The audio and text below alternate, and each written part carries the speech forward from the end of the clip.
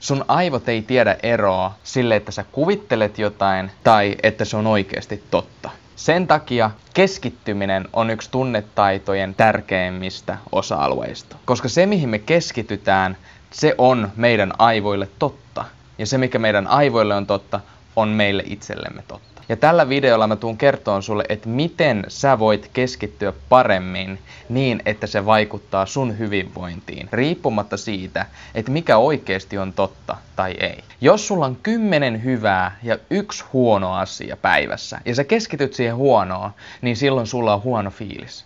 Mutta sama toimii toisinpäin. Jos sulla on 1 hyvä ja 10 huonoa, mutta sä keskityt siihen yhteen pieneen hyvään asiaan, mitä sulle on tapahtunut sinä päivänä tai mistä sä oot kiitollinen, niin sun koko olotilas muuttuu sen mukaan. Koska me voidaan ajatella vaan yhtä asiaa kerralla, ja se mitä me ajatellaan, niin se vaikuttaa suoraan meidän hermostoon, sitä kautta meidän hormoneihin ja koko kehoon ja siihen, että miltä meistä tuntuu.